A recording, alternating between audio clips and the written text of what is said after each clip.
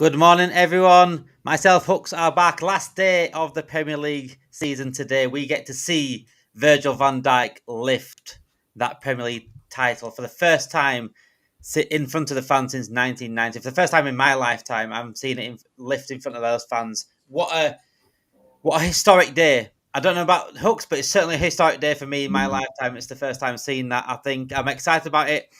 I'm happy the season's come to an end a little bit. It's nice to end the way it has. And first of all, congratulations to Arsenal women as well for winning Champions League yesterday. Although I'm not taking it that some Arsenal fans are saying, trying to push it onto other fans saying, "Oh yeah, we've won the Champions League now," but because you haven't, not really. No, we haven't. The women have. No, we've. Congratulations to them for doing that. Arsenal have won the Champions League. I'm not gonna stand here and parade it from the standpoint of because don't get me wrong, a lot of Arsenal fans they're being very shameless and they're mentioning it as it's like against the men's. But I don't know about other people, but I support Arsenal Football Club and Arsenal women come under Arsenal Football Club. Yeah. So, you know what I mean? It deserves to be celebrated. We're the only English women's team that has won the Champions League, and we've won it twice.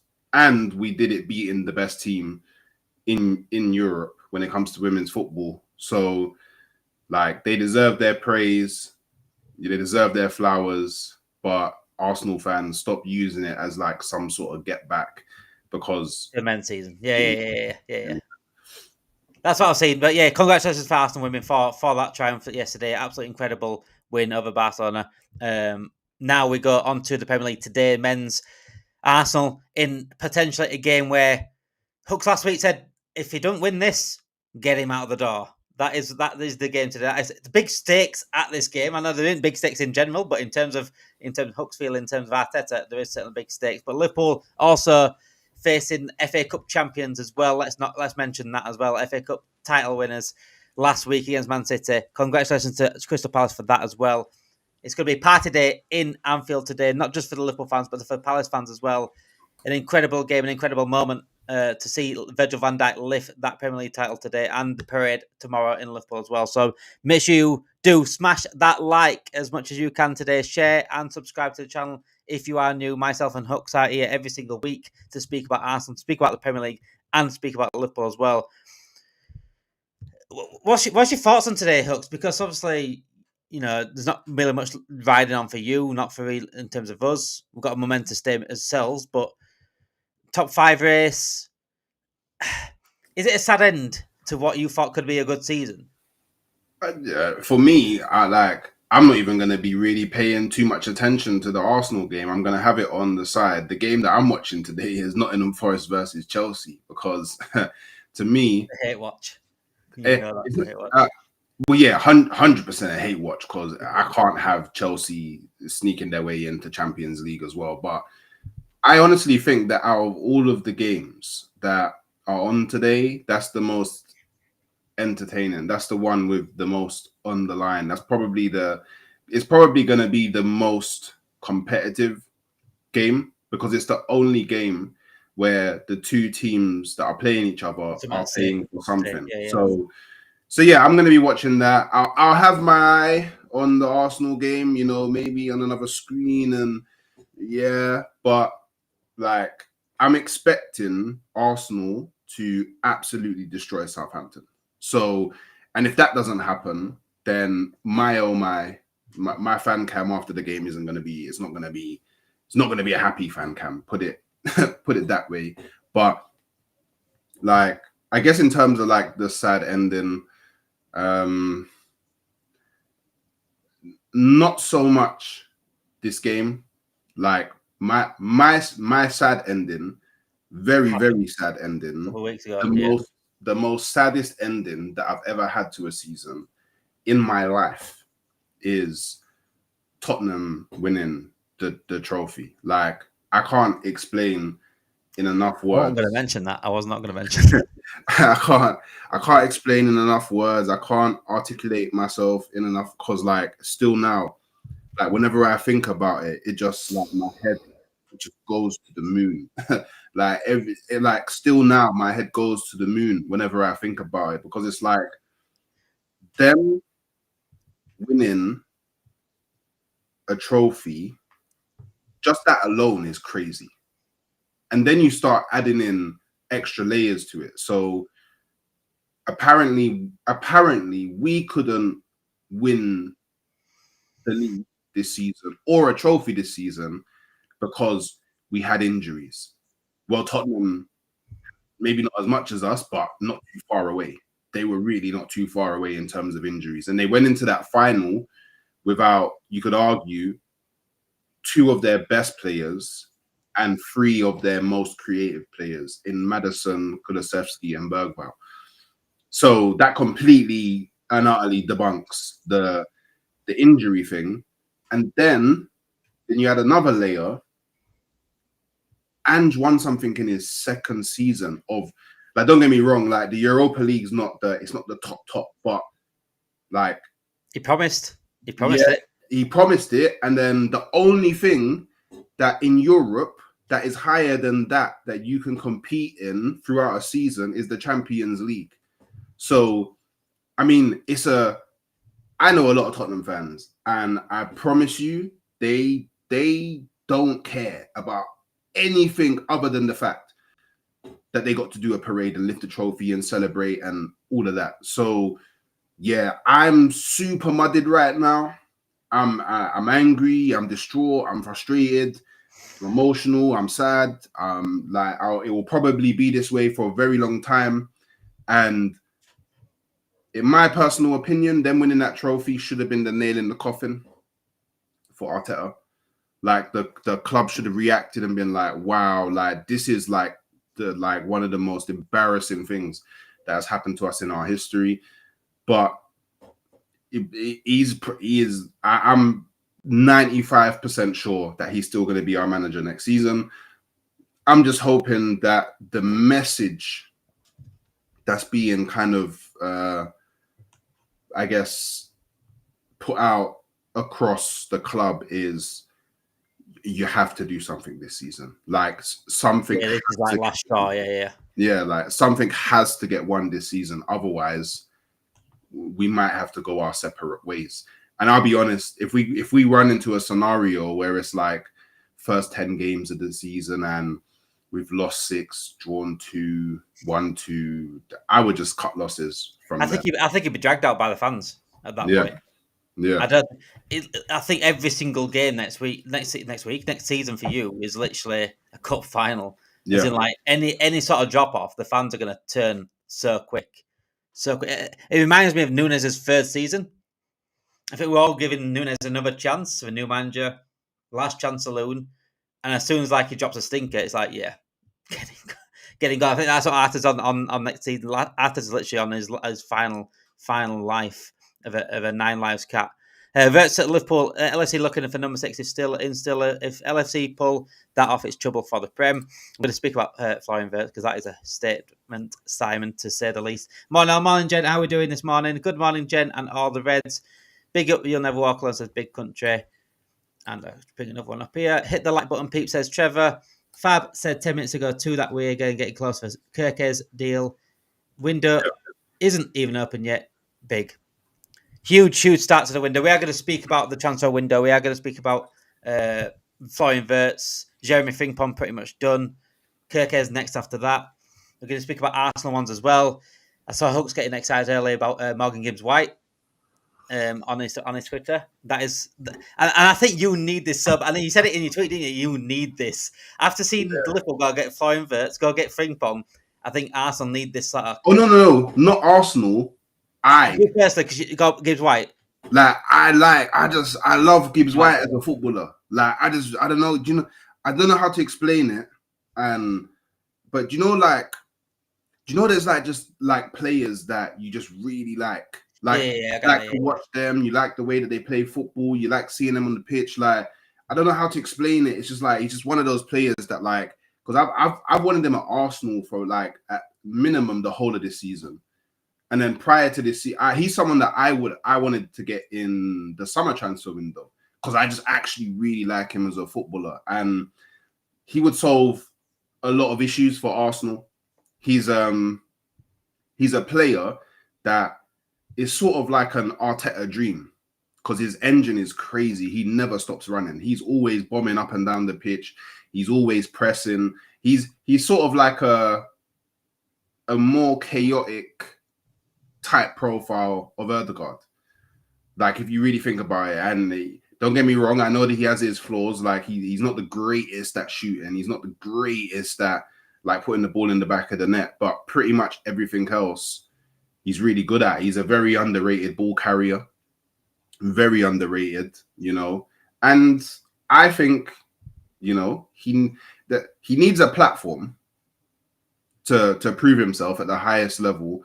And let's be honest, if the likes of Manchester City and Arsenal are considering you, you're a good player. Do you know what I mean? He's played a big part in getting Nottingham Forest to where they are this season.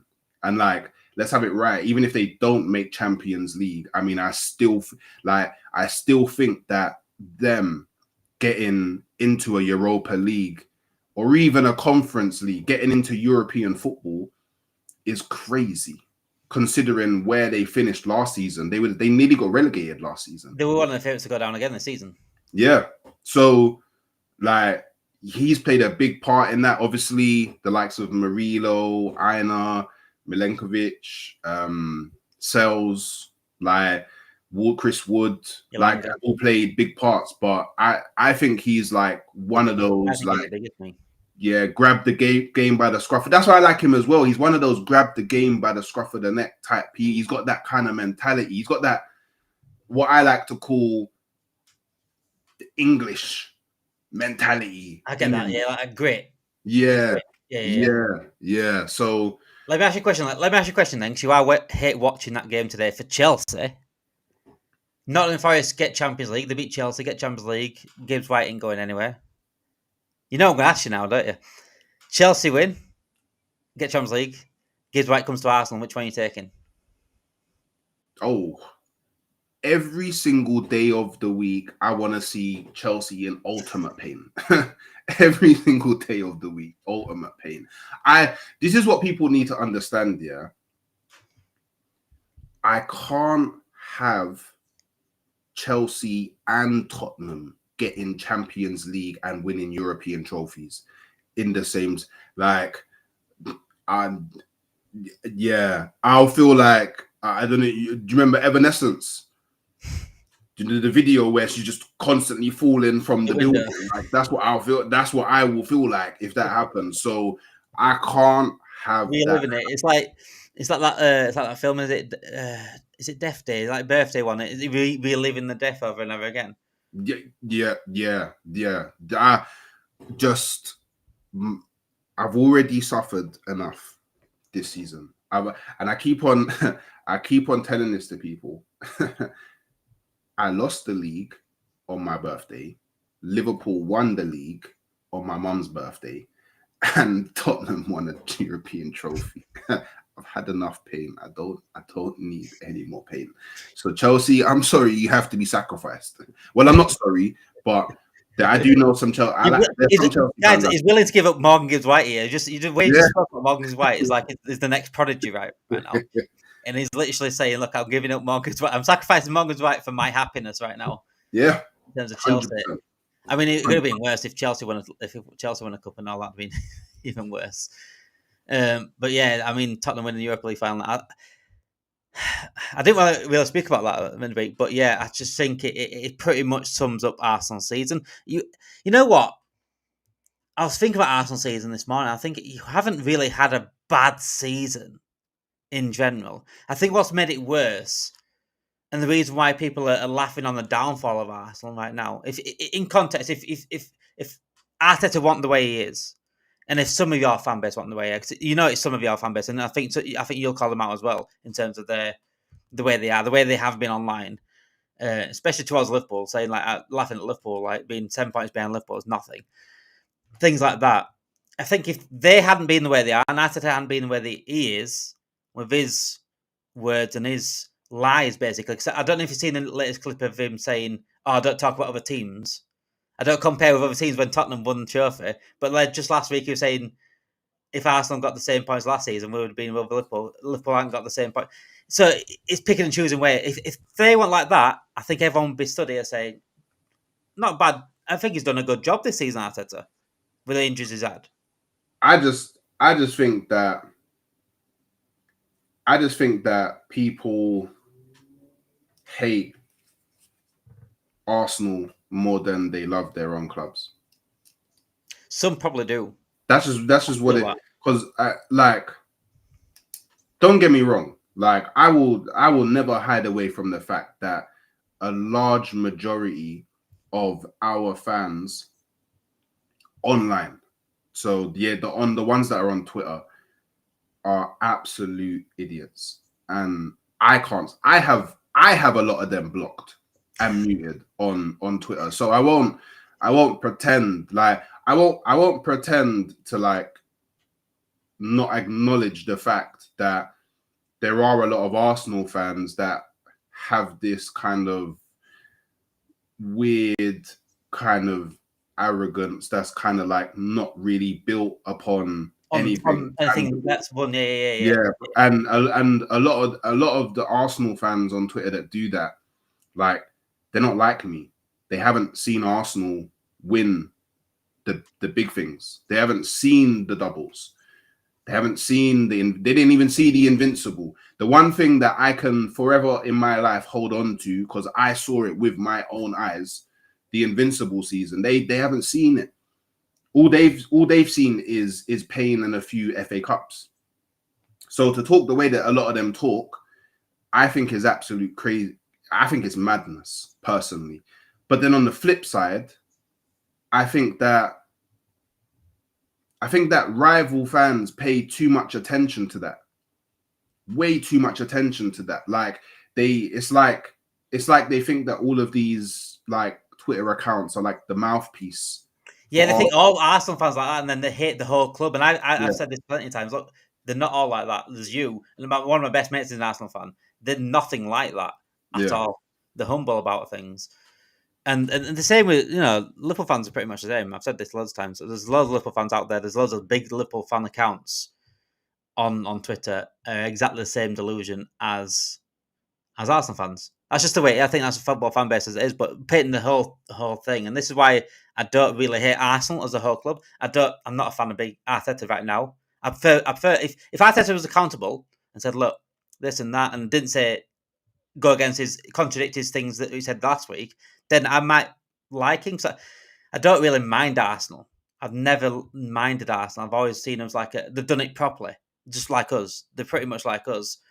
But then again, some fans do need humbling, but then that's not your fault, or not the fault of other fans that don't. And it's not even just AFTV. AFTV turned Arsenal into a banter club. I sort of get that, but certain fans on AFT probably did that. It's not AFTV itself. I mean, I know Cecil, and Cecil will come on here sometimes. He's as humble as you get out there. He's grounded. But there's certain fans probably on AFTV that have given that sort of banter club. Obviously, it doesn't help with what happened with Fergie getting top four. Wenger getting top four over and over again. You're an Arsenal fan creator now, like AFTV, but they've paved the way for everyone else. So we can recognise that. But do you think it's just certain? Do you think it is certain fans that sort of have put you into a bad light? Like you said online, but like content creators as well. Yeah. Well, see, it's so with the AFTV thing, I think it's a difficult one, because when it comes to AFTV, and a lot of people don't understand this, but they kind of pioneered giving fans a voice. Opinions, yep. Like, I know that, don't get me wrong, I know there was like, was it United Stand or United View? One of them, I can't remember the name, the one that like Saeed and Rance and United Stand now, Mark Goldbridge and all of that stuff. I know that they was always doing their thing for Manchester United, but I feel like back then AFTV was just different. Like I never used to like hear people saying, "Oh yeah, Manchester United lost. I can't wait to watch the reactions." To like everybody just loved watching and it gave a lot of people a voice. And regardless of what people think about maybe a select few of the voices that had been on there and go on there now, I don't think that anyone can deny that they've birthed a lot of careers for people. There's now a lot of people that are actually involved in like the football scene, football industry that wouldn't have, well, maybe they still would have got into it, but not as big or as quickly as they have. And then you now look at like I know that a lot of people like they have like their kind of negative views on Don Robbie, but Don Robbie has actually helped so many people have a career in this space. Like he's made it possible for the match day going fan or the likes of me and you that just, you know, sit at home and watch football to now transcend our voice from our rooms to the internet, to the world. Like, don't get me wrong. Somebody else probably would have come along and done it.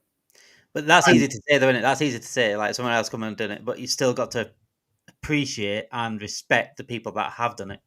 100%. And like, I don't know if I could go as far to say that I wouldn't be doing what I'm trying to do now if there wasn't AFTV, but the likes of AFTV and United Stand and the Football Terrace and all of those places have made it possible for me to even consider doing something like this. So I feel like thing was it? I feel like you just have to give them their props. Now, don't get me wrong. There's like, for example, I don't know if it was last season or the season before, like Cecil got a t-shirt made of. I've spoken about this so many times with him. Yeah, and it's like, look, I don't mind how anyone supports the club. Personally, I don't care if you're like on the side of like, I don't know, a League Gunner or a North side where you're always calling out the club, but always kind of like, I don't want to go as far to say negative, but like you definitely frame a lot of your discussion from a negative standpoint because you've had enough of where the club is and how the club has been behaving over the last like maybe 10, 15 odd years. And then on the flip side, I don't care if you're like, for example, Ty, who, you know, from AFTV, who come rain, come storm, like the world could end and Arsenal are still the best thing since life. Like anything can happen and Arsenal are still the best. They could get relegated and they still say it's a good season. Yeah. Like Arsenal could get relegated all the way to like the non-league football, but Arsenal are still the best. But fans like Ty, even though their kind of level of delusion is off the Richter scale, he's someone who, like, I would say he's a fan, like a real fan, because he doesn't just watch Arsenal and go to Arsenal men's games. He goes to the academy games. He goes to the women's games. Like, he actually supports the club through and through. So I don't really mind what kind of spectrum that you're on.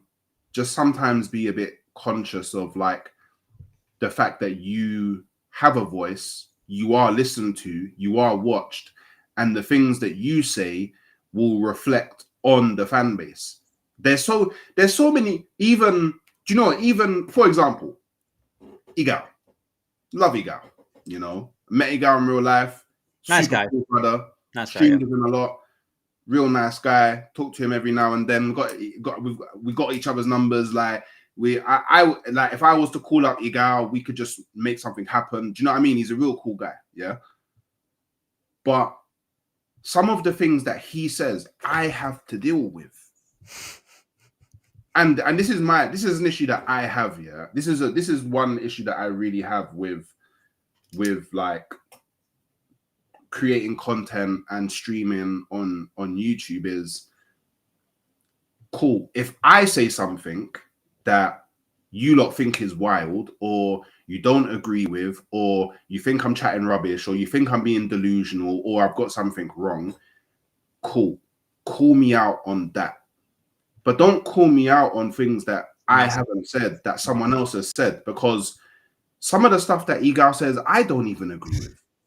Do you know what I mean? I don't even agree with it. It's like, we're not twins. Like, we don't share the same brain. Like, we don't have the, like, for example, like, as a difference, yeah, just to show that we are, me and Egal, and me, and because there's others like this, that we're different.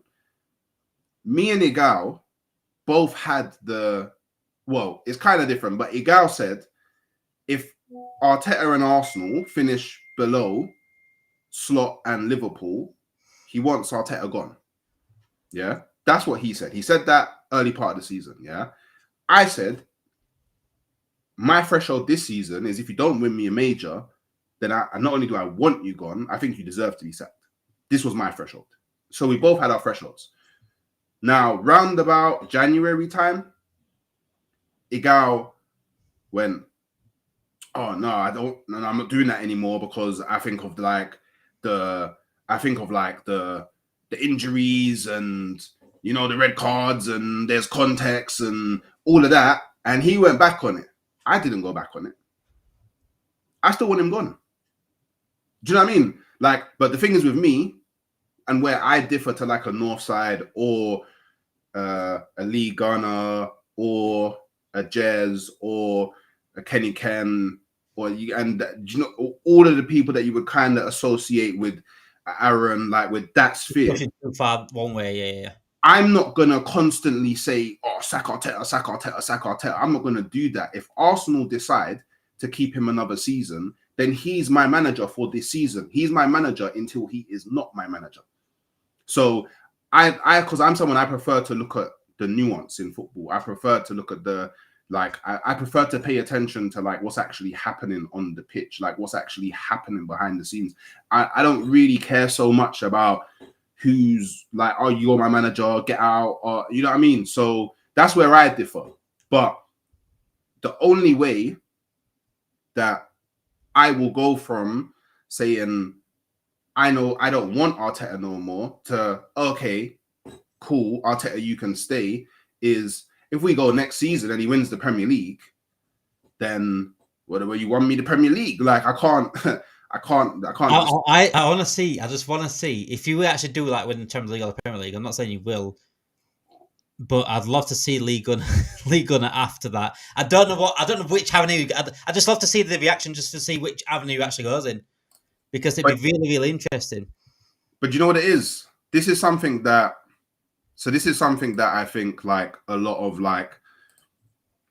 This is where I think and do you know what, for people that are watching or do watch, and even yourself, like obviously this applies to every fan base, but I'm only going to speak about it from the Arsenal perspective because Lee Gunner's an Arsenal fan. You know, do you know what I mean? Like, I think the whole positive, negative camp, they care a bit too much more about the fact that you are positive or you are negative than the fact that the person that is negative is an Arsenal fan and the person that is positive is an Arsenal fan. I know Lee Gunner. I talk to Lee Gunner outside of streaming. I message him all the time.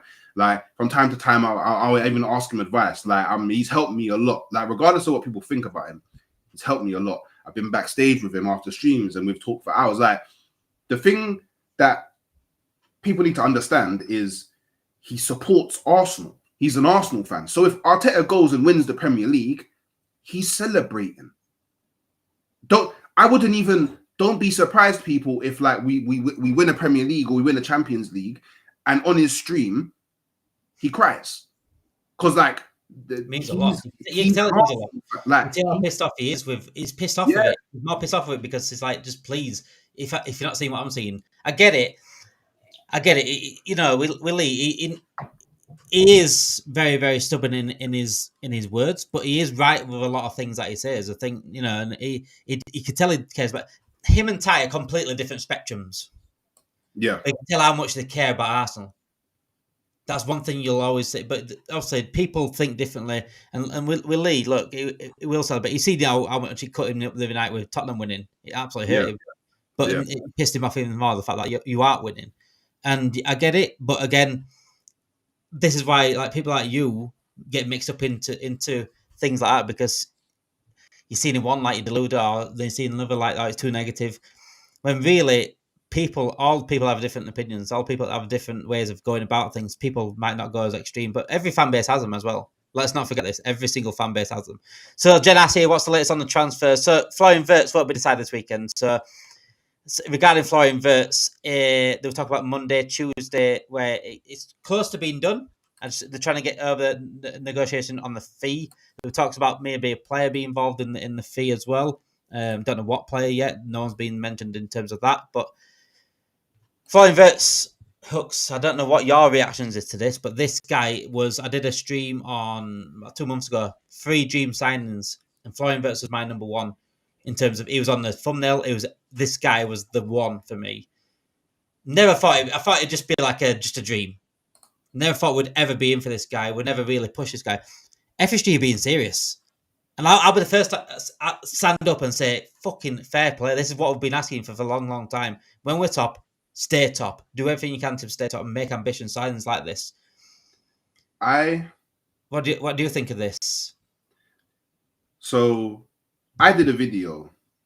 Yeah, I think last week, or maybe it might have been early part of this week, where, can't lie, Liverpool are looking Liverpool are looking scary. Like, if you lot do the business that you're kind of like rumored to do, and let's be honest, like, I think we can say like Florian Wirtz is a Liverpool player. Like, through like all of the correspondence that's gone on, like the fact that it's come out and it's been reported that he's openly like communicated to Bayern and Bayer that he wants to go to Liverpool. Like, he's openly, apparently, at least it's what's been reported. And I'm someone who believes like there's no smoke without fire. Like, he's come out and he said, especially like, multiple sources as well. Yeah, like, he's chosen Liverpool. So I can imagine that. And this is why, do you know what? I have to give Michael Edwards a lot of credit for this, and Richard Hughes, is that whatever, and obviously Arne Slot, because I saw a report come out, apparently, like, Wirtz was sold immediately after having like a call with Slot, and Slot went through everything with him, and he was really sold by like the detail that Slot went into, and in comparison, like in comparison to company, apparently he left that meeting unimpressed in it. Again, a report, but I say there's no smoke without fire. Liverpool deserves a lot of credit for that, because now you can negotiate from a position of power, because he doesn't want to go Bayern Munich. He doesn't want to go Bayer. Hey, maybe an Arsenal or a Chelsea, if you don't wrap this up soon, maybe an Arsenal or a Chelsea agree a fee with Rodrigo, and the funds that they get from that Rodrigo deal, maybe Xabi Alonso comes in with a late swoop, and maybe he ends up going to Real Madrid. But at the moment, that doesn't look likely. So you have to give Liverpool a lot of credit for being able to kind of make this deal work, because at least from a fan's perspective, it kind of came out of nowhere randomly. Yeah. And then it picked up so much like pace. It was literally 0 to 100 within like a couple of days. Yeah, like, honestly, like honestly. So now look, do I think he's worth 100 to 150 million? Maybe. I don't know. But I guess the worth of a player and how much you spend on a player, you decide that after they've joined.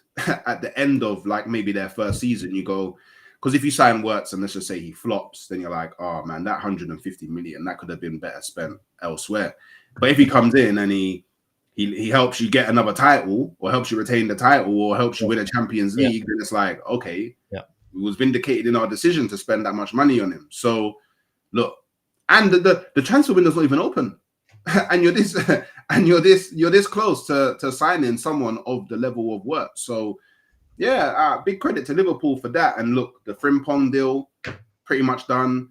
The Frimpong deal is that actually could have helped with the Wirtz deal because apparently there's actually a report out this, I don't know, this morning or last night I saw it, that the reason why the Frimpong deal is taking a little bit longer with the delay is they're trying to announce them together. Okay. And that would make sense. So, like, look, Kirkes, you guys are pretty, but I feel like everyone kind of went, yeah, Liverpool are definitely getting Kirkes. Like you just look at the Hungarian connection with Szoboszlai in the team, and it's like, yeah, Szoboszlai has definitely been talking to Kirkes and saying, hey man, come join me over at Liverpool. And the thing is as well, look, we all in the past have bantered Liverpool to some extent about the pull that Liverpool have. You've missed out on a lot of deals in the past. But the one thing that people don't understand this transfer window is you're going into this transfer window for targets after just winning the Premier League. It's a whole different proposition now. You're like the attractiveness of the club. It's like, I don't think there is a more attractive club at the moment than Liverpool. So I think if Liverpool go toe to toe with anybody at the moment for a player, Liverpool are probably going to get the player. Whoever it is. That's always been an issue with them. I've always said, look, I addressed this every day actually, because I see rants talking about it. I've seen, it's mainly my United fans that say this. Liverpool haven't got the pull. Liverpool haven't got the pull. It's never been the pull. We've always had the pull. But when we're coming to transfer windows like this, we'd never really pay the fee. We'd never really go all out and say it's normally the owners that hold us back in terms of this. If we worked on the Caicedo deal in January the way Chelsea worked on the Caicedo deal in January, and then we were serious about the bid later on, we did it last minute with Caicedo, we'd have got Caicedo. Chelsea put the groundwork since January, and they'd already had a deal pretty much in place for that, so it got done to Chelsea. We've always had the pull. Liverpool will attract the best players in the world. Even if you're not a Liverpool fan around the world, we are one of the biggest club, if not the biggest club now in England, in terms of, especially successful wise. We're the most successful club in England, joining Man United on 20 titles now as well. And we've always had the pull. It's just always about being serious when it comes to negotiations. And you praise Michael Edwards and Richard Hughes, right? I've said countless times. Don't know if you saw it online, like with it regarding the wages with Salah and Van Dijk. They got a lot of hate. Richard Hughes especially got a lot of hate online saying, "Oh, what's he doing? He's not doing out. He's sat in his ass doing it." And I've always been very, very consistent on this. Even I don't even know Richard Hughes really because I've not seen him, but I've seen Michael Edwards in this situation. I said, give them the funds, they will do their job. I've always said this. Michael Edwards has proven in the past with the Coutinho sale, he got us Fabinho, he got us Alisson, he got us Van Dijk, these players, he can do business. And I've always said, do not look at Richard Hughes, do not look at Michael Edwards. They will do their job with the right funds. If FSG back them, they will get some good players in. I assure you that. But it's always been, look at FSG, make sure and again, they got the contract started. FSG gave up their reins a little bit and said, look, all right, we'll give up the over 30s policy on this situation. They got the job done. Now, they've been a bit more looser with the pockets, a little bit, FSG, in terms of allowing us to spend a little bit more on the transfer window. Wirtz, probably one of the biggest talents in world football right now. It's always been on the owners. I've always been very, very, very consistent with that over the years. I'll always say, look, if they back them, I will be the first to praise FSG. And that's what I'll be doing now. That's exactly what we needed. Michael Edwards and Richard Hughes are very, very good at jobs. And they are proving that right now. Richard Hughes getting over the line now with Wirtz. Slot played a big part, like you said there. I can't see us. I mean, next year, I mean, someone said here another title coming up for like. We aren't standing still. What's your now hope for Arsenal? You've got to respond. I think Arsenal are going to have a big window, regardless. At the moment, it's just like it's difficult to kind of pinpoint what direction that we're going to go in, because as an Arsenal fan, you get so many reports. We're the Like, same. We've been the same over the years, yeah. you get so many reports. Like one day you'll wake up and it's like, for example, Gyökeres is the main target.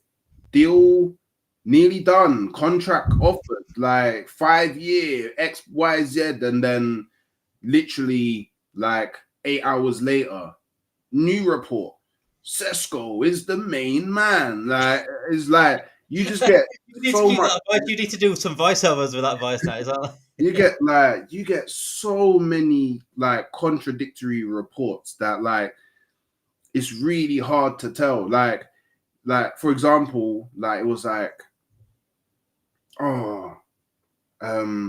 Real Madrid contacted Arsenal and made them aware that Rodrigo's available. Arsenal was immediately interested, and then the next day, deal looking difficult. Rodrigo wants X amount of money. Arsenal. The next day, Arsenal are progressing and in advanced stages with Rodrigo. Like it's just so many like so many contradictory reports that it's like it's so difficult to actually know what's gonna happen. But the only thing that I do know is that Arsenal are gonna spend money this season. Sorry, this transfer window. We're gonna spend money. Whether the money that we spend brings in the quality that we need to change things, that will be seen. Like we don't know. I don't know yet. Like I'm not fortune teller. I don't know. But for example, if Arsenal go and sign a Gyökeres, go and sign a Rodrigo, Zubimendi, apparently he's coming anyway, so we got Zubimendi in there. And then if we go and grab like I don't know, a more creative option in the 10, then maybe something happens, and then a few additions here and there just to strengthen this overall squad. Then yeah, and that obviously things that I'm focusing on as well is cool. Can we lock down Partey to a new deal? Can we lock down Saka to a new deal, which I'm hearing is all but done already? Can we lock down Saliba to a new deal? Can we lock down Gabriel to a new deal? Because it's not just about bringing in new players; it's about your better players that you have at the club. Can you sign them to contracts that kind of keeps the likes of Real Madrid away from talking to them? And if they do want them, then they have to talk to the club instead, because they've got like 4 years on their contract, opposed to the scenario that you faced with Trent. So yeah, look, Arsenal need a big summer. Arsenal need to invest. And I'll be completely honest, a club like Liverpool, who usually you don't spend big unless you make a big sale, for even you to be going out and splashing the cash, there is no excuse for Arsenal to not do the same in my books. So, but yeah, let's see what happens. Caicedo was always going to go to Chelsea to talk to him for years. That's what I said. We didn't do the groundwork on Caicedo. We just bid last minute thinking we can get him. But I still think that was a PR bid for me anyway. I think they knew he was going to Chelsea. Let's dream Wirtz, Kirkes, Frimpong, Alves, Stiller, and we still will win the quad. I'm not going to talk quad talk ACDC, but that certainly gives us the best chance. I think we're still favourites for. I think, in fact, if we get those, right, if we get Kirkes, Frimpong, Wirtz, Alves, Stiller, I think we're favourites at Champions League as well. I'll be honest. I'll be absolutely honest. I just addressing all the situations, and Stiller is my number one for the TDM position now. Obviously, Zubimendi is going to Arsenal. Alves, very, very good option. I think now we've got Wirtz though. I'm saying this like is a Liverpool flyer here, but it pretty much is. Now we've got Wirtz, I think we need a killer up front. It's always been Isaac for me. Obviously, he's the killer and he's a complete forward, but I don't think we need that kind of player that can come back and link up now. And now we've got Wirtz in that situation. Isaac still number one for me. If we got Isak, is an absolute bagsman. But I'll take someone like a Gyökeres because we don't need that player that can come and interact with everyone else now. Wirtz is there. And there's talk about Wirtz being playing as like a false number 9 as well. But we've always got the option. I think that we've always got that option, even if I still think we need a number 9. Yours is like same as us, isn't it? With number 9, Sesko, Gyökeres being mentioned. I wouldn't even mind an Alvarez. Alvarez is beautiful. He can play at numerous positions as well. Alvarez for me, like I wouldn't mind an Alvarez. I won't lie to anybody. And Atletico want Nunes as well. So talk about us wanting to use that as a bag, but they want to add Nunes to Alvarez. That's what they're wanting to do. Oh, Atletico Madrid want to add Nunes to Alvarez. They want to add Nunes and have him in a partnership with Alvarez. So I don't know if we can use Nunes as a bargaining tool to get him. Okay. Because I think I want Alvarez, but I think if they are planning on keeping him and they are wanting to add Nunes to him, then I can't see them selling him this summer. Maybe the summer after, potentially, depending on what Atletico Madrid do. Gyökeres doesn't fix all Arsenal's issues. What if he can't get more than 15 goals? Gyökeres will get 15 goals season. He's an absolute bagsman. I'm telling you that now. And Arsenal, obviously, getting a striker for Arsenal, not just assets fixed. They've got a few more issues. They need proper competition for Martinelli, for number 1. They possibly need some competition for Saka if you see Wanyeri as a cam. And I think you need maybe, I don't know. I think you might need 2 strikers. You can keep Havertz out you. Jesus, do you think Jesus is going? Well, he can't act well. Not in the summer because he's injured. Unless there's a Brazilian team that will sign him injured, but I don't think that that's going to happen. So I don't know if he goes. Maybe I think if he is going to go, I think he's more likely to go in the January transfer window. But I think it's highly unlikely that he will go in the summer. And then by the time it comes to January, I think he will only have 6 months left on his deal. I believe he will only have 6 months left on his deal. So it's like, I don't even think that we can make. To me, the Jesus thing is like, I don't think we'll make any money on him. Like, maybe if we're lucky, we can get like 1 to 5 million in January. But to me, he's out the door. Like, he's done as an Arsenal player.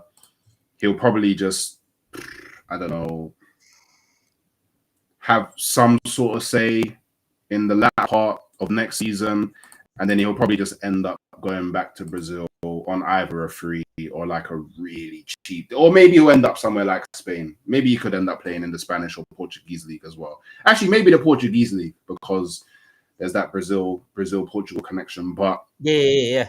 Brazilians usually go over there. Yeah, they usually start over there, coming to Europe. Did you see this report the other day, by the way? Did you see this report the other day? Oh, yeah. Liverpool, that's already been rubbish. Like, all the Ranieri stuff has already been rubbished. Gyökeres isn't Isaac's level. Isaac gets 20 goals. I don't know about Gyökeres. I think Gyökeres, in the same team as Wirtz and Salah, gets 20 goals a season. Gyökeres is a better finisher than Isak. He's a better finisher. But yeah, Isak's a better player, a better footballer, a more all-rounder striker. And he's not that far behind in terms of finishing. He's absolute bagsman himself. But Gyökeres, he's super far behind him. Like, in terms of finishing, do you think? It's not even close. Gyökeres is a much better striker than Isak.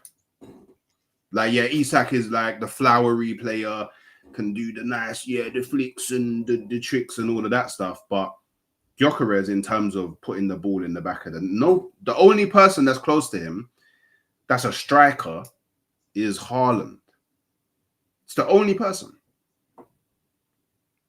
I sort of I think he's a better finisher than him as a striker. If you talk about striker, but I think Isak's finishing is just elite as well. Myself, if I'm honest, I think Isak's the most complete striker out of the one. But don't get me wrong, Gyökeres, I will take a Gyökeres at Liverpool because at the end of the day, Now we've got Wirtz and Salah. The chances they create, and Wirtz and Salah score goals themselves. Gakpo scores goals. I mean, if we got a Gyökeres up front, we are going back to back, as someone just said there.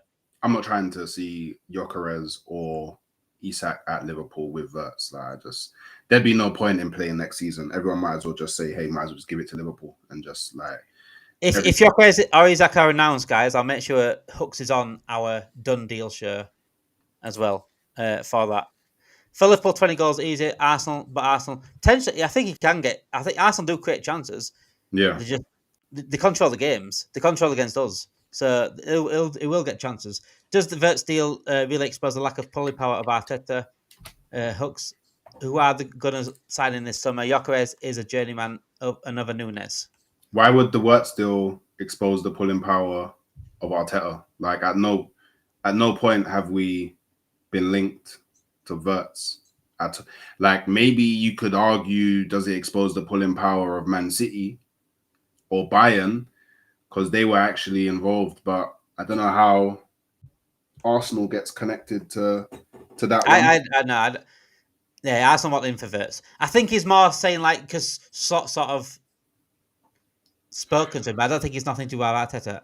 Arteta had the chance to speak to someone like a Wirtz, for example. But Arsenal do get players. I think Arsenal are our biggest rivals next season in terms of City and Arsenal. For me, I think someone said Firmino, get Firmino as well. No, don't bring Firmino back. He's my boy. But Gyökeres only proven in the Portuguese league like Nunes. But that's not fair on Gyökeres.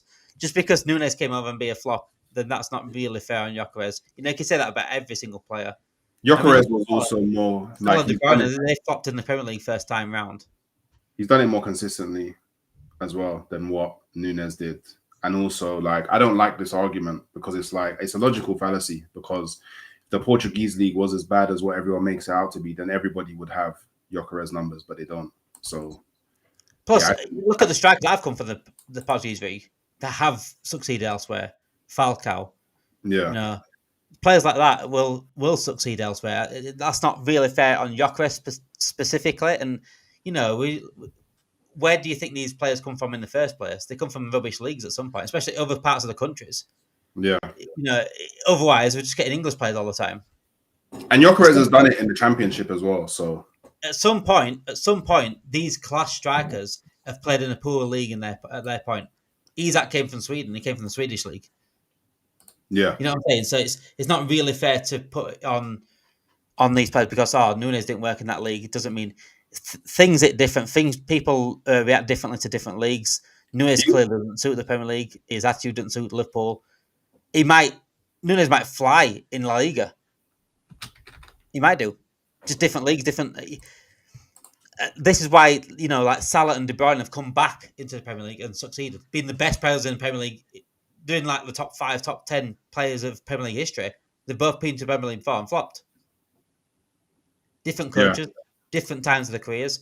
You got to see. I think you just got to see things a little bit differently on that.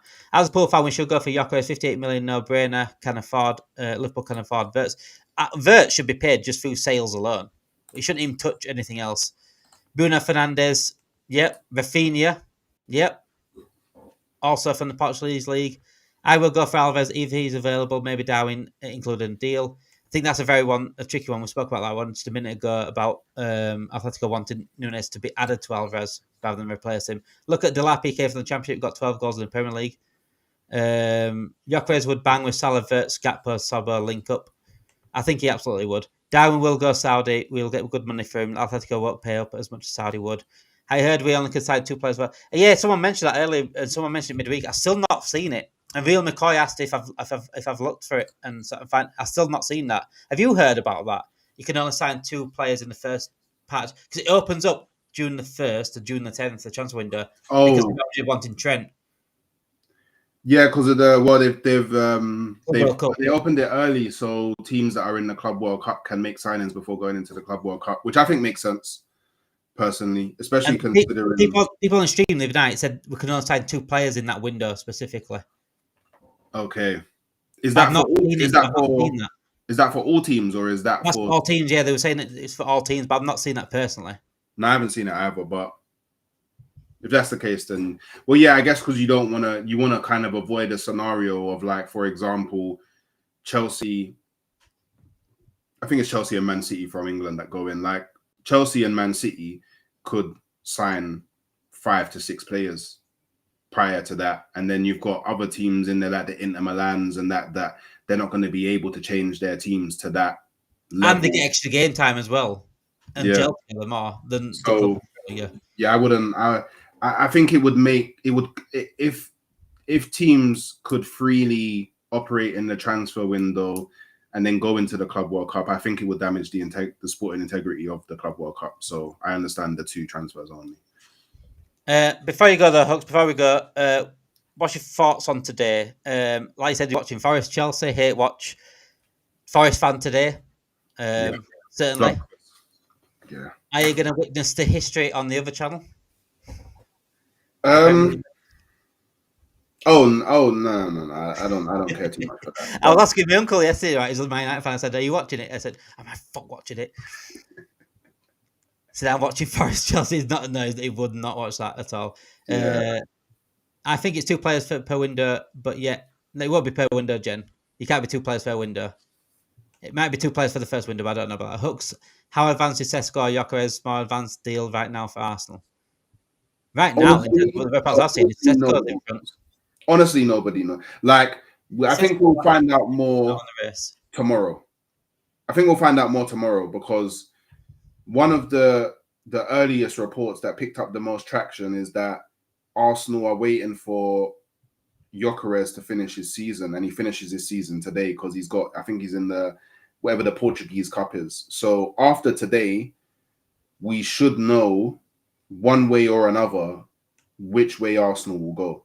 Because if everything is as they say it is, where Sporting are willing to do a deal for X amount, Arsenal are prepared to offer Gyökeres X. Gyökeres is happy with that. The rumors around the streets in Sweden is that his family wants him to go to Arsenal. We'll find out if all of that is true probably early next week. Because if that is the case, there's no reason why Arsenal can't wrap up the deal.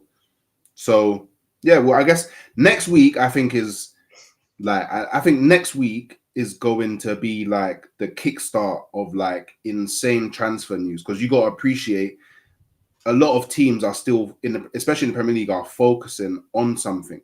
Yeah. So they can't really get involved. Like, for example, Chelsea probably have a load of targets that they want.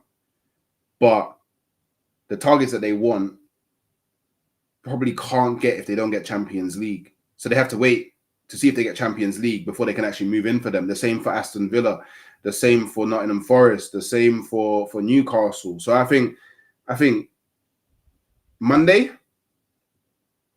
I'm expecting big news. I'm expecting some bombs to be dropped for not just for Arsenal specifically. I just mean in general, I'm expecting some bombs to be dropped from Monday.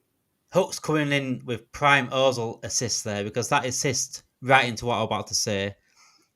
Next week, make sure you join Talking Reds. Make sure you subscribe to the channel. Make sure you like this video, share, and join us next week for the transfer news because we will be bringing it up as quick as we can. If Wirtz deal gets done, we'll be here first on Talking Reds. If anything else gets done, Kirkes Frimpong will be here.